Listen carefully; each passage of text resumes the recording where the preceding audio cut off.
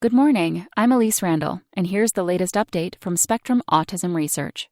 Post-traumatic stress disorder may mimic autism in some children, by Catherine Stavropoulos. When I first met Jeremy, he seemed like a shy but sweet 7-year-old. He brought a plastic dinosaur to the clinic and was playing with it on the floor. I crouched down to his level and gently expressed interest in the toy. He was excited to learn that we had more dinosaurs for him to play with. I have changed Jeremy's name to protect his privacy. All I knew at first was that Jeremy's mother wanted her son assessed for autism. The boy had been a social toddler, his mother recalled. But over the years, he had begun to avoid others and engage in repetitive play. He had also become prone to violent outbursts. Over the course of our session, I learned that Jeremy and his brother had been abused by their father. Their mother, whom I will call Joy, had been unaware of the abuse for almost a year. She was not sure when Jeremy's behavior had changed and whether it was before or after the abuse began. Joy suspected her son had post-traumatic stress disorder, PTSD. He had, in fact, received a PTSD diagnosis, but specialists in PTSD were convinced he has autism.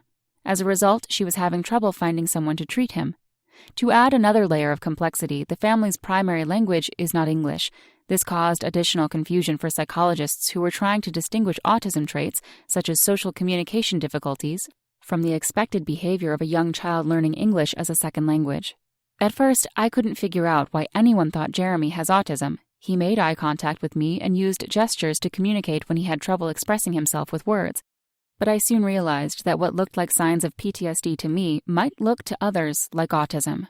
Accurately differentiating between autism and PTSD is essential for children with either condition to get the support they need. Rigid play.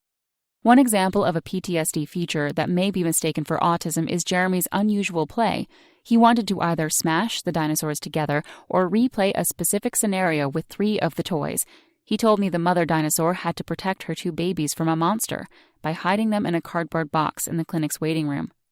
When I tried to redirect the play or join in by being one of the dinosaurs, Jeremy largely ignored me and continued the play sequence. He wanted to show me what he was doing and looked at me to make sure I was watching, but he wasn't willing to change the pattern, content, or characters in his story. Jeremy's repetitive play, coupled with the communication difficulties stemming from his language barrier, quickly helped me to understand why so many professionals suspected autism. After all, having repetitive behaviors and restricted interests is a core feature of autism. But I interpreted his play a bit differently than these other experts. I saw a child who had experienced emotional and physical abuse by his father and a contentious parent separation involving multiple court appearances. It was unsurprising that Jeremy's play was either violent or involved a story about a mother protecting her children. Differentiating a young child learning English from one showing signs of autism can be difficult. This is especially true in children who are anxious or who have experienced trauma, as they are often hesitant to communicate and slow to become comfortable with others. Children learning English often struggle to communicate with speech alone, as they are still learning the words and phrases they must use to express themselves. These children instead tend to use other strategies to make themselves understood.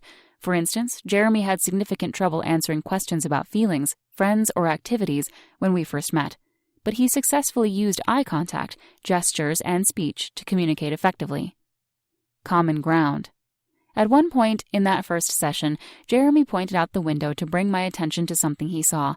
When I didn't see anything, he tried to explain that he had seen a hummingbird in a tree. I didn't understand what he was saying, so he used his eyes to direct mine to the tree and gestures to mimic the bird using its long beak to drink from flowers. Interactions like this convinced me that autism was unlikely to be the cause of his challenges. As a result, I ruled out an autism diagnosis. I agreed with his previous PTSD diagnosis.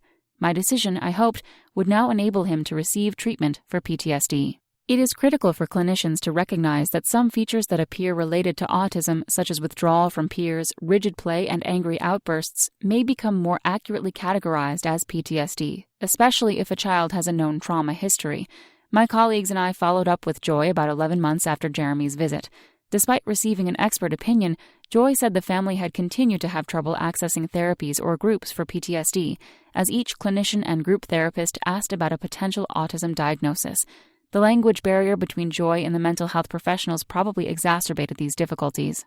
However, Joy said they were finally seeing a new provider with expertise in both autism and PTSD. This clinician understood that Jeremy did not have autism and is treating him for PTSD. With the new focus on addressing Jeremy's trauma, he was beginning to show improvements in social behaviors at school, his mother said. Autism and PTSD can also co-occur. I once saw a teenage boy with autism and intellectual disability who had experienced sexual abuse. Mental health professionals interpreted his PTSD traits, such as anxiety and repeatedly talking about the abuse, as part of his autism, and they would not diagnose him with PTSD. Even if this boy had received the appropriate diagnosis, there is a paucity of treatment options. We know that therapies focused on managing stress and negative thoughts help neurotypical children and adults struggling with PTSD, but there is no clear treatment plan for someone with autism and PTSD, especially if that individual also has an intellectual disability. Most studies of PTSD treatment exclude children and teenagers with developmental or cognitive delays or conditions such as autism. We must investigate how to augment existing therapies to be effective for individuals with autism, intellectual disabilities, or both. It is also imperative for the field to improve at differentiating between PTSD and autism and recognizing when these conditions co-occur. That's all for today. Check back next Monday for more content from Spectrum Autism Research or go to spectrumnews.org.